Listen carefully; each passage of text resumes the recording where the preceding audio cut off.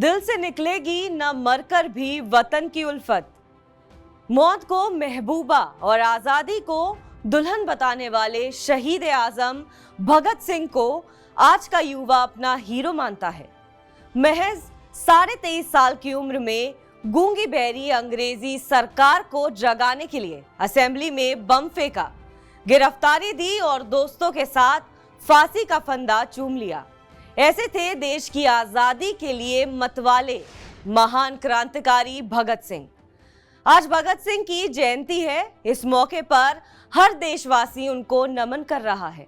भगत सिंह का जन्म 28 सितंबर 1907 को पंजाब के लायलपुर जिले के बंगा गांव में हुआ था। बदकिस्मती से ये गांव आज पाकिस्तान का हिस्सा है। नमस्कार, मैं हूं दिव्या कोचर और आप देख रहे हैं टीवी 9 भारतवर्ष।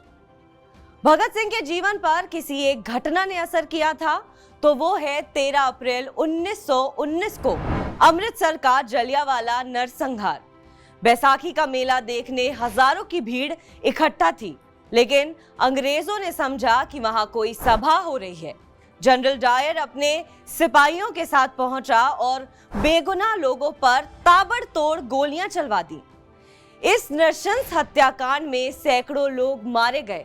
इस नृशंस हत्याकांड ने 12 साल के भगत का मन छलनी कर दिया। थोड़े बड़े हुए तो लाहौर का नेशनल कॉलेज ज्वाइन किया, लेकिन उनका मन अब पढ़ाई पर नहीं लग रहा था। पढ़ाई छोड़ भगत सिंह स्वतंत्रता आंदोलन में शामिल हो गए। 1922 में चौरी चौरा हत्याकांड के बाद जब गांधी जी ने किसानों का साथ नहीं दिया तो भगत सिंह बेहद निराश हुए। अब उनका अहिंसा में विश्वास कमजोर पड़ने लगा। सशस्त्र क्रांति को ही भगत सिंह ने आजादी दिलाने का रास्ता चुना। चंद्रशेखर आजाद से जुड़े उनके नेतृत्व में काकोरी कांड को अंजाम दिया। अंग्रेजों का खजाना लूटा, पुलिस चौकियों को आग लगा दी। अंग्रेजों ने राम प्रसाद बिस्मिल समेत 4 क्रांतिकारियों को फांसी की सजा सुनाई गई। बिस्मिल और बाकी साथियों की फांसी ने भगत सिंह को अंदर तक झकझोर दिया। उधर लाला लाजपत राय अंग्रेजों के काले कानून साइमन कमीशन का विरोध कर रहे थे। 30 अक्टूबर 1928 को लाला जी के नेतृत्व में युवा क्रांतिकारियों का हुजूम लाहौर की सड़कों पर उतर आया था। पुलिस ने लाला लाजपत राय पर निर्ममता से लाठियां बरसाई, जिसमें वो बुरी तरह से जख्मी हो गए और 17 नवंबर 1928 को उनकी मृत्यु हो गई। लाला जी की मौत से सारा देश भड़क उठा।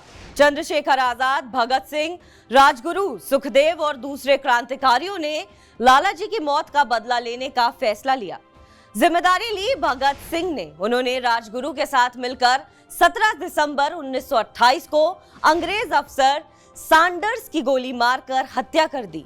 सैंडर्स की हत्या के आरोप में राजगुरु, सुखदेव और भगत सिंह तीनों को फांसी की सजा सुनाई गई। कुछ महीनों तक भगत सिंह और बाकी के क्रांतिकारी आगे की योजना पर काम करते रहे। फिर तय किया गया कि इस गूंगी बहरी अंग्रेजी हुकूमत को नींद से जगाना होगा। वो दिन था 8 अप्रैल 1929 का और जगह सेंट्रल असेंबली, जो आज देश की पुरानी संसद है।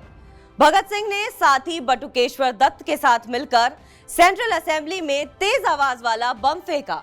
बम फटते ही वहां दहशत मच गई। अंग्रेज अफसर भाग खड़े हुए, लेकिन भगत और बटुकेश्वर दत्त दोनों वहां खड़े होकर इनकलाब जिंदाबाद, साम्राज्यवाद मुर्दाबाद के नारे लगाने लगे। चाहते तो आसानी से बचकर निकल सकते थे, लेकिन वो भागने नहीं, अपनी आवाज पहुंचाने आए थे। ना तो उन्हें फांसी की परवाह थी, ना ही जेल में दी जाने वाली यातनाओं की। बहरहाल अंग्रेज सिपाहियों ने उन्हें गिरफ्तार कर लिया। करीब 2 साल तक मुकदमा चला। इस दौरान पंडित मदन मोहन मालवीय उनकी सजा को माफ करवाने के लिए वॉइसरॉय से मुलाकात की, लेकिन भगत सिंह नहीं चाहते थे कि उनकी फांसी की सजा माफ हो। लाहौर सेंट्रल जेल में सुनवाई के दौरान भगत सिंह ने खूब यातनाएं भी झेली, लेकिन उनका अध्ययन और लेखन जारी रहा। लेखों में उनके क्रांतिकारी विचार आज भी मौजूद हैं। भगत सिंह पूंजीवादी विचारधारा के विरोधी थे, जो मजदूरों के शोषण करने वालों को दुश्मन की नजर से देखते थे। कमोबेश अंग्रेज सरकार भी उस वक्त भारतीयों के साथ यही सब कर रही थी। जेल में रहते हुए भगत सिंह ने अंग्रेजी में एक लेख भी लिखा जिसका शीर्षक था Why I am an atheist। इसका मतलब है मैं नास्तिक क्यों हूं। जेल में भगत सिंह और उनके साथियों ने 64 दिनों तक भूख हड़ताल की। उनके एक साथी यतीन्द्र नाथ दास ने तो भूख हड़ताल में अपने प्राण ही त्याग दिए थे। खैर वो दिन भी आ गया जब वतन की आजादी के ये मतवाले महबूबा को गले लगाने वाले थे। 23 मार्च 1931 की शाम 7:33 पर भगत सिंह और इनके दो साथी सुखदेव और राजगुरु को लाहौर सेंट्रल जेल में फांसी दे दी गई। फांसी पर जाने से पहले तीनों के चेहरे पर मौत का तनिक भी डर नहीं था। भगत सिंह से जब उनकी आखिरी ख्वाहिश पूछी गई तो उन्होंने जवाब दिया कि मैं लेनिन की जीवनी पढ़ रहा हूं, उसे पूरी करने का समय दिया जाए। बता दें कि जेल के अधिकारियों ने जब उन्हें ये सूचना दी कि उनकी फांसी का वक्त आ गया है तो उन्होंने कहा, ठहरिए, पहले एक क्रांतिकारी दूसरे से मिल तो ले। फिर 1 मिनट बाद किताब को जेल की छत की ओर उछाल कर बोले, ठीक है अब चलो।